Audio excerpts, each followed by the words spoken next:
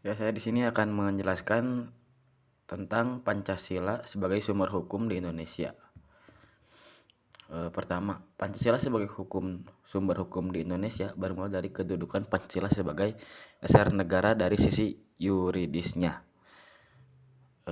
Kedua itu ada dalam bahasa Inggris sumber hukum disebut source of law. Yang ketiga, secara sederhana, sumber hukum lebih menunjuk kepada pengertian tempat dari mana asal muasal suatu nilai atau norma tertentu berasal. Ada macam-macam sumber hukum ya. Pertama ini ada sumber hukum materi. Ada faktor yang ikut mempengaruhi materi atau isi dari aturan-aturan hukum, tempat dari mana aturan hukum itu diambil. Sumber hukum yang dilihat dari segi isinya atau materinya. Yang kedua, yaitu sumber hukum material, merupakan faktor yang membantu pembentukan hukum.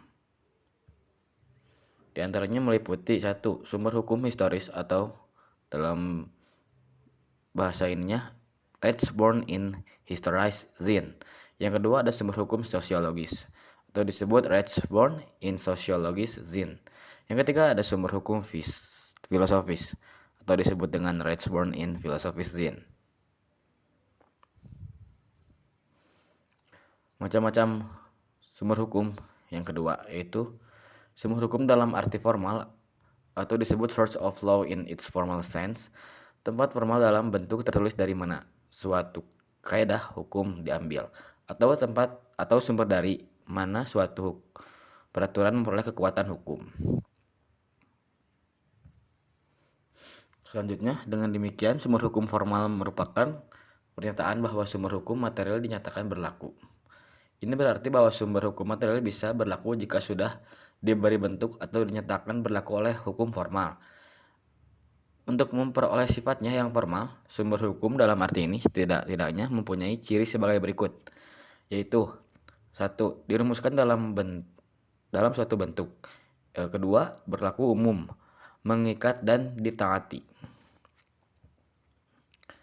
Selanjutnya ini ada sistem norma hukum. Sistem norma hukum itu diantaranya ada di kehidupan bernegara. Ternyata tidak hanya membutuhkan norma moral atau etika, tetapi butuh juga norma hukum. Norma hukumnya ini membentuk sistem hukum yang berjenjang dan hierarkis serta berlapis, atau norma hukum tertinggi sampai norma hukum yang terendah. Nah, norma hukum bersifat memaksa dan mengikat, bersifat objektif terhadap warga negara. Norma hukum yang di atas menjadi sumber dan dasar bagi norma hukum di bawahnya. Norma hukum di bawah bersumber dan isinya tidak boleh bertentangan dengan norma hukum di atasnya. Selanjutnya ini ada Stufen teori Hans Kelsen, yaitu teori jenjang norma hukum. Norma hukum itu berjenjang dan berlapis dalam suatu hierarki dari norma hukum yang paling rendah sampai norma hukum tertinggi atau ground norm. Ground norm tidak lagi berdasar pada norma hukum yang lebih tinggi, tetapi dibentuk atau ditetapkan berdasarkan ketetapan masyarakat. Ground norm menjadi gantungan bagi norma-norma di bawahnya.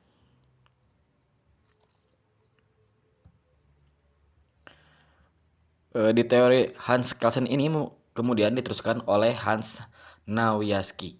Selain berlapis-lapis dan berjenjang, norma hukum dari suatu negara juga berkelompok-kelompok, yaitu satu, ada stat fundamental norm atau norma fundamental negara, Staatsgrundgesetz atau aturan dasar atau pokok negara, formal Gesetz undang-undang formal, Verordnung dan autonom Setzung atau aturan pelaksana dan otonom.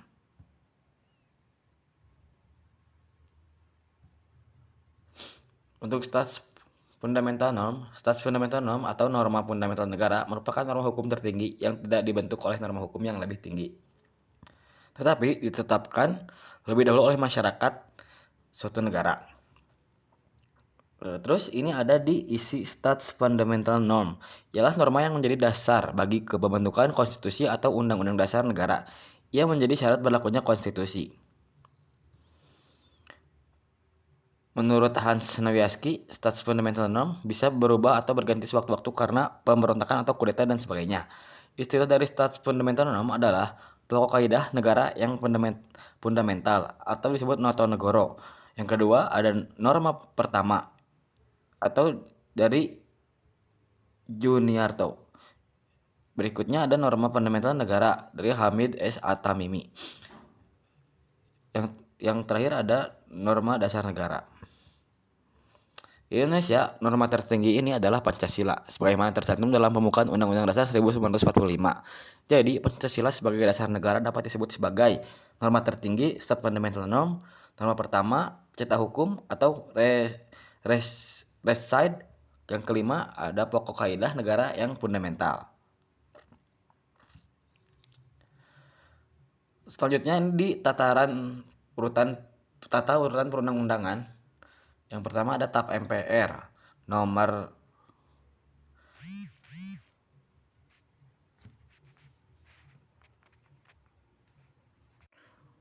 Undang-Undang nomor 12 tahun 2011 pertama itu ada UUDN RI 1945. Yang kedua ada ketetapan MPR. Yang ketiga Undang-Undang Peraturan Pemerintah pengganti Undang-Undang Peraturan Pemerintah dan penetapan Presiden.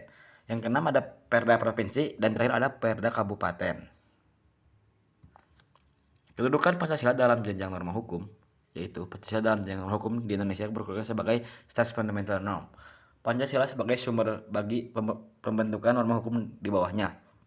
Ya, karena Pancasila terdapat dalam pembukaan Undang-Undang Dasar 1945, maka ditetapkan juga bahwa pembukaan Undang-Undang Dasar 1945 merupakan pokok kaidah fundamental negara. Sedangkan Pancasila merupakan unsur pokok kaidah fundamental negara.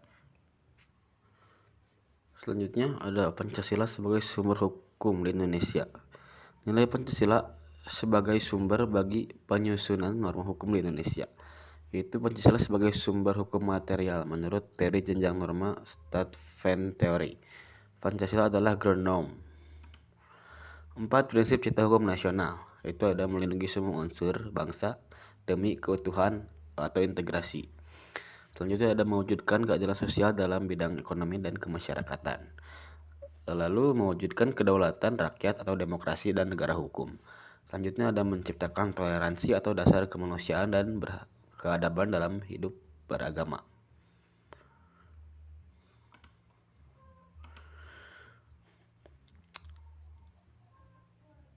Selain itu juga ini ada hukum harus memelihara integrasi bangsa baik secara ideologis maupun teritorial. Hukum harus membuka jalan bahkan menjamin terciptanya keadilan sosial bagi seluruh rakyat Indonesia.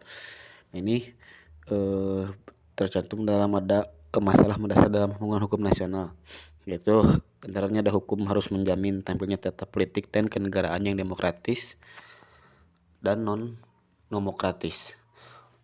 Hukum juga harus mampu membangun terciptanya toleransi hidup beragama di antara para warganya dan menjamin agar tak seorang pun melanggar atau dilanggar haknya dalam memeluk dan melaksanakan ajaran agama yang diyakini atau dianut. Selanjutnya ada penuangan Pancasila dalam peraturan perundang-undangan. Bagaimana Pancasila sebagai sumber hukum material dan kaidah penuntun di dalam peraturan perundang-undangan sebagai sumber hukum formal di Indonesia. Itu ada penuangan dalam Undang-Undang Dasar 1945. Kedua ada penuangan dalam peraturan perundang-undangan. Penuangan dalam UUD 1945 itu ada hukum harus memelihara integrasi bangsa baik secara ideologis maupun teritorial. Pasal 1 yaitu dan pasal 30 Undang-Undang 1945. Hukum harus membuka jalan bahkan menjamin terciptanya keadilan sosial bagi seluruh rakyat Indonesia. Diatur dalam pasal-pasal yang mengatur tentang kesejahteraan sosial. Hukum harus menjamin tampilnya tata politik dan kenegaraan yang demokratis dan nomokratis. Tercantum dalam pasal 1 ayat 3 dan 24 dan 28. Hukum juga harus mampu membangun terciptanya toleransi hidup beragama di antaranya para warganya dan menjamin agar tak seorang pun melanggar atau dilanggar haknya dalam memeluk dan melaksanakan ajaran yang diyakini dan dianut. Tercantum dalam pasal 29 dan 28. Penuangan dalam peraturan perundang-undangan yaitu ada instrumen politik dan hukum untuk mengawal agar isi peraturan perundang-undangan selalu sesuai dengan Pancasila. Selanjutnya, instrumen ini berupa keharusan pembuatan peraturan perundang-undangan agar selalu cermat, kemudian masih dapat diuji lagi melalui review, baik melalui judicial review, legislative review, and executive review.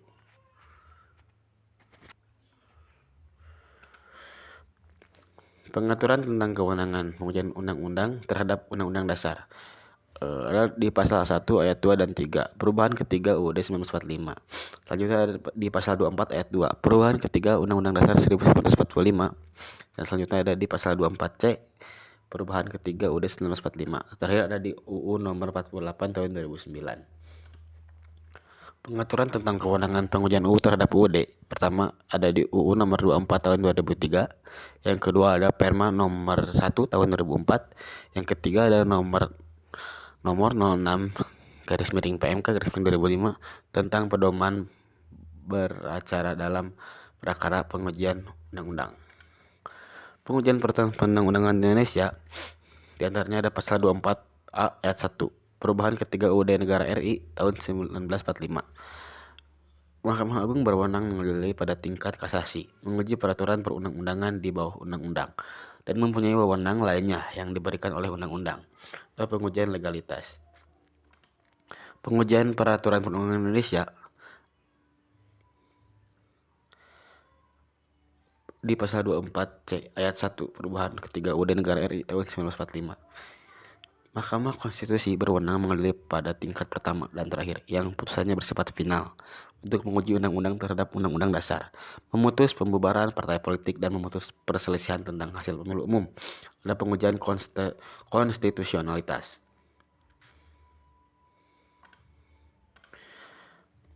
Program legalisasi nasional dan program legalisasi daerah.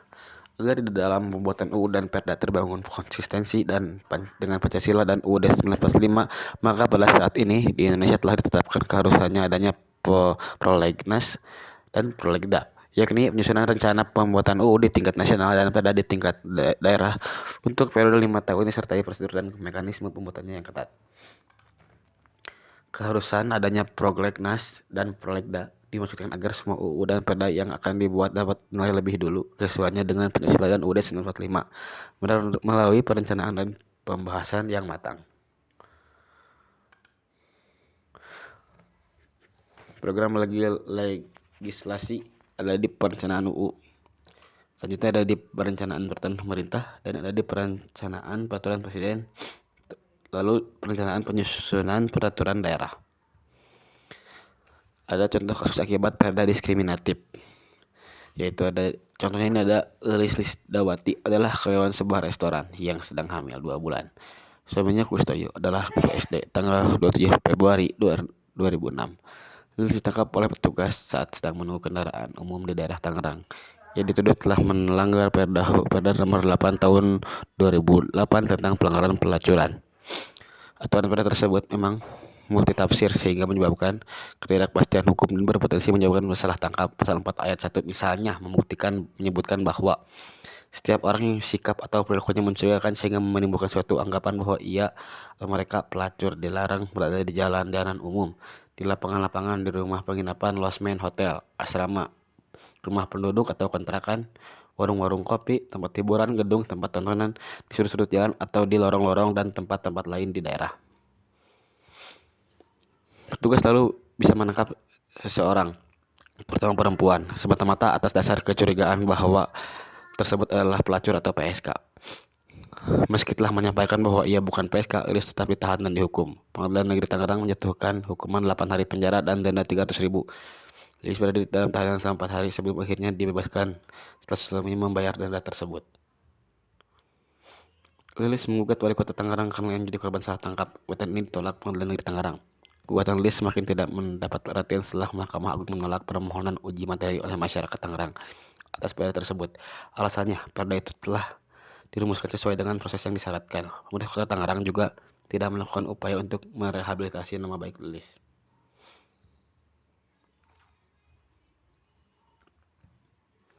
Lilis mengalami keguguran pasca peristiwa ini. Ia juga dikeluarkan dari pekerjaannya. Suaminya keluar dari pekerjaan karena tertekan dengan tudingan beristrikan pekerja seks. Tekanan juga datang dari masyarakat sekeliling. Di tengah keterpurukan ini, Lilis dan keluarganya mulai terlilit hutang dan hidup berpindah-pindah. Lilis akhirnya meninggal dunia di penghujung 2008 dalam kondisi depresi.